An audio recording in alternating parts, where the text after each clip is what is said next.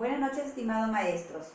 Les propongo este video respecto a los procesos didácticos, un punto muy importante para poder lograr los aprendizajes, que en este caso, desde la mirada del currículo nacional, son las competencias. Veamos entonces cuál es el proceso.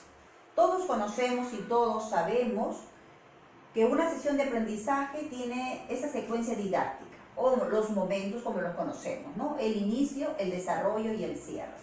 Es en el desarrollo donde vamos a plantear nosotros un proceso pedagógico.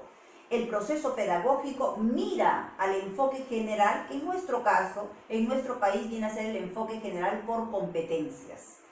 Pero para poder nosotros desarrollar, gestionar esas competencias que se constituyen en punto importante en nuestra educación, porque son los aprendizajes a lograr, para poder desarrollar, para poder gestionar, necesitamos echar mano de esto, de los llamados procesos didácticos.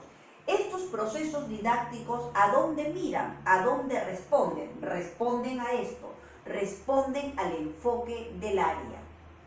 Pero muchos decimos, ya conozco el enfoque del área, el enfoque en matemática, resolución de problemas, el enfoque en comunicación es el enfoque comunicativo, el enfoque en CIT es alfabetización científica, etc. No basta con conocer cuál es el enfoque, lo fundamental para saber cómo trabajar estos procesos didácticos es comprender el enfoque del área. Entonces, los procesos didácticos vienen a ser ese conjunto de estrategias que utilizamos los docentes de manera intencionada para poder responder al enfoque del área. Este enfoque del área que se va a constituir como el marco teórico y metodológico para poder desarrollar las competencias que son los aprendizajes que hoy queremos lograr. Entonces vienen a hacer esto, conjunto de estrategias organizadas, ordenadas, que tiene obviamente un fin. ¿Cuál es el fin? Responder al enfoque del área. Y acuérdense que ese enfoque del área se constituye como el marco teórico, pero fundamentalmente también el marco metodológico. Veamos entonces algunos ejemplos. En el área de comunicación, el enfoque es comunicativo. No basta con decir, sí, ya conozco cuál es el enfoque comunicativo, debo comprender. En ese sentido, el enfoque comunicativo orienta el desarrollo de las competencias comunicativas, llámese la oralidad, la escritura y la lectura, a partir de usos y prácticas sociales del lenguaje. Miren, esto es importante, dice, prácticas sociales del lenguaje. ¿Qué significa? Cuando nosotros interactuamos de manera natural en un grupo, porque utilizamos el lenguaje de una manera natural cuando estamos, por ejemplo, conversando con nuestros amigos, cuando vamos a escribir una carta, cuando vamos a escribir una nota, cuando vamos a interactuar en distintas formas utilizando el lenguaje, sea escrito o sea oral. A eso se refiere el enfoque. Situados en contextos socioculturales distintos. ¿Qué nos quiere decir entonces el enfoque? Que así como se aprende a hablar, hablando, se aprenderá a escribir escribiendo y se aprenderá a leer leyendo. Textos completos, textos reales que permitan al estudiante generar estos aprendizajes. Entonces, bajo esta mirada, estimado maestro, un niño, por ejemplo, de primer grado no podría, bajo esta mirada, bajo este enfoque, no podría aprender a leer deletreando. ¿Por qué? Porque el enfoque dice que tiene que hacer uso y prácticas sociales del lenguaje. O sea, leer texto completo. Una lectura de repente no convencional. Los niños más pequeños lo pueden hacer. El niño lee, por ejemplo, imágenes. Está haciendo lectura de imágenes. El niño, por ejemplo, le va encontrando sentido a algunas palabras a partir del reconocimiento de esto en diferentes textos. Y eso es natural. Tenemos aquí la competencia lee diversos tipos de textos escritos en lengua materna. Y estos son los procesos didácticos que aluden a esta competencia en atención al enfoque comunicativo. Dice antes, durante y después de la lectura. No dice antes, durante y después del reconocimiento de las vocales o de las consonantes o del abecedario. No nos dice eso, dice de la lectura. Y la lectura tiene que ver con texto, es decir, de un texto completo, que es lo que tiene que leer el niño. Por ejemplo, en el caso de los más pequeños, hago este ejemplo porque es en la parte que creo que se requiere de mayor fortalecimiento con respecto a cómo enseñamos a leer y escribir a los más pequeños. Por ejemplo, actividades que favorecen el desarrollo de la competencia lectora según el enfoque comunicativo en primer grado de primaria, ¿no? Mostramos, por ejemplo, diferentes imágenes a los niños que pueden tener sus nombres, ¿no? Pueden tener acá sus nombres, de repente la gallinita de oro, la vaca bailarina o la vaca saltarina, y nosotros le podemos decir a los niños, le mostramos esas imágenes, le mostramos la tapa de esos cuentos y le preguntamos de qué creen que tratará ese cuento. El niño obviamente va a mirar y va a poder inferir a partir de lo que está observando. Va a tener indicios para poder justamente hacer ese tipo de inferencia. Y dirá, pues, bueno, acá se trata de una gallina que no quiere uno de sus pollitos. Cada uno dirá su punto de vista. Y eso ayudará a su capacidad de comprensión lectora. De ahí que ese antes de la lectura, es decir, del texto completo, no de una sílaba, no de una vocal, sino del texto completo, hará que nos planteemos estas siguientes interrogantes a los niños, ¿no? ¿De qué tratará el cuento? ¿Por qué crees eso? O sea, ¿por qué crees que de eso se tratará? El niño te tendrá que dar explicaciones como las van a dar, porque los niños son muy curiosos y son muy creativos, dicho sea de paso, ¿no? Y aquí también, ¿no? En ese durante, cuando el niño vaya leyendo, haciendo una lectura convencional o no convencional, el niño irá reconociendo palabras. Por ejemplo, como dice ahí, Ringo el campeón, en alusión al nombre del elefante, y acá Ringo, mi amigo fiel, en alusión al perro.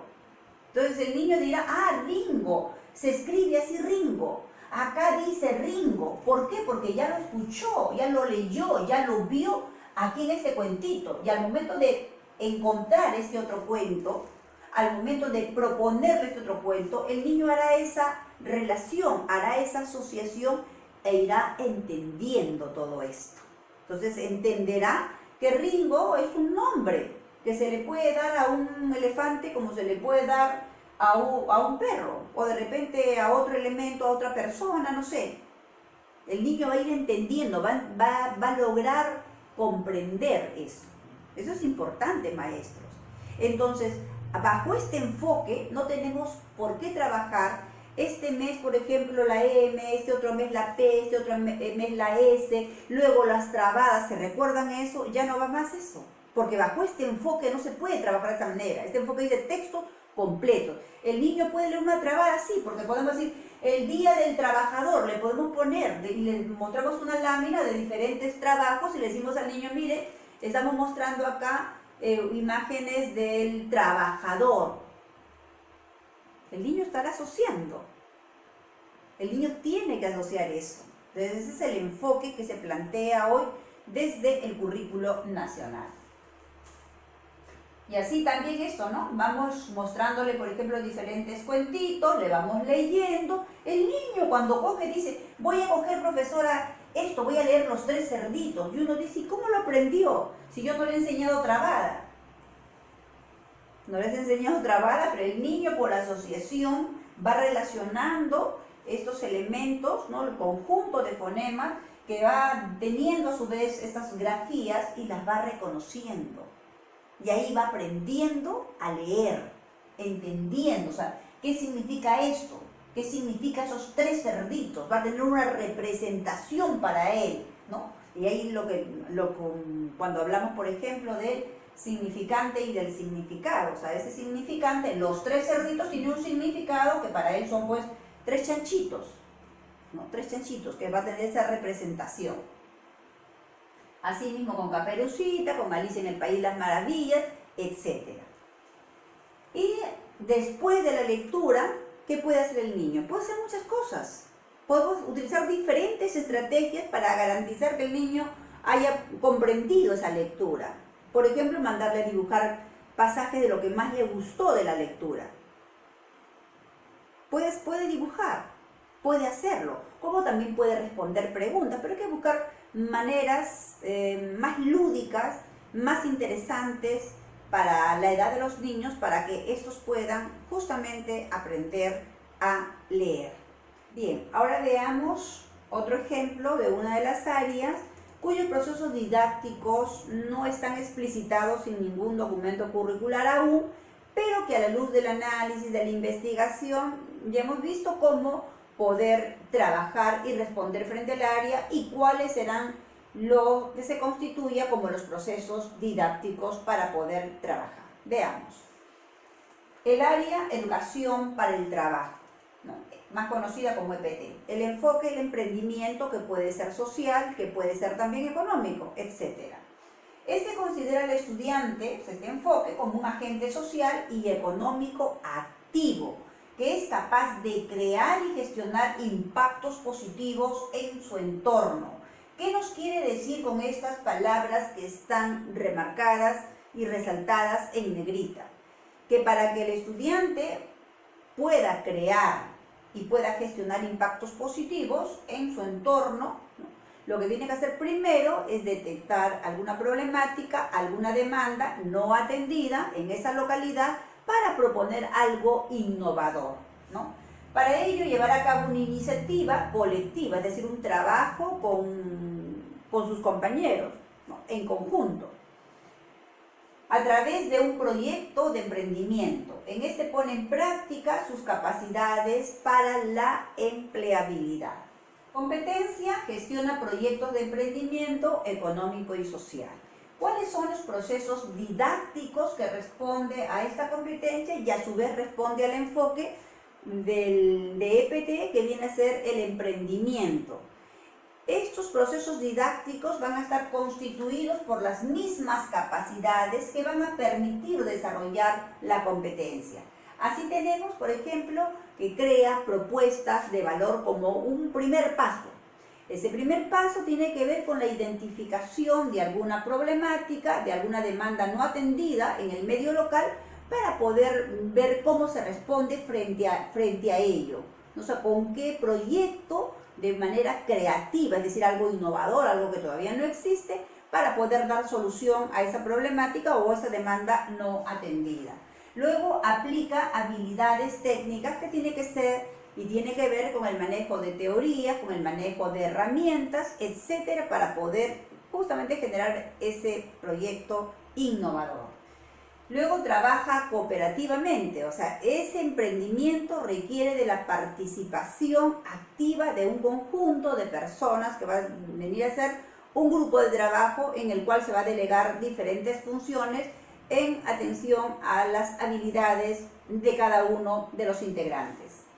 Y finalmente evalúa los resultados. Como todo proyecto hay que evaluar, ¿no? ¿Qué faltó? ¿Qué se puede mejorar? Etcétera. Son elementos que es necesario tener en cuenta para poder generar un proyecto que pueda satisfacer las demandas de tipo local, que también pueden ser luego irse a otras dimensiones más grandes. Por ejemplo, aquí esta chica, ¿no? Vive en una zona urbana, por ejemplo en la capital de Lima, donde las casas grandes han sido reemplazadas por los edificios, ¿no? Hay un crecimiento vertical.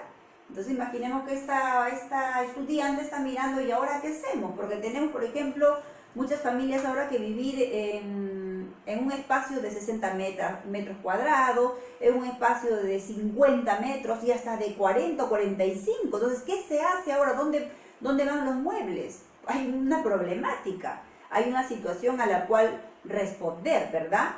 Entonces, imaginemos lo siguiente, ¿no? Por ejemplo, este es un emprendimiento, ¿no? Un emprendimiento novedoso, el hacer muebles que vayan ganando espacio, que cumplan una función específica, ¿no?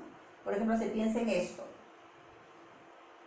El trabajo, obviamente, en grupo, ¿no? Definiendo las funciones dentro de ese trabajo, tiene que ver con el aspecto colaborativo para poder hacer un buen proyecto.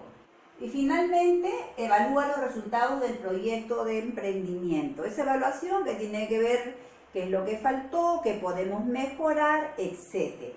Así como el área de EPT, las otras áreas que no tienen aún definidos de manera explícita en los documentos curriculares sus procesos didácticos, al momento de trabajar en la parte de desarrollo, tienen que tomar en consideración, tienen que tomar muy en cuenta las capacidades, porque finalmente esas son las que nos permiten responder al enfoque que se propone en cada una de las áreas. Estimados maestros, espero este video les pueda servir para seguir mejorando su práctica docente. Muchas gracias, hasta un próximo video.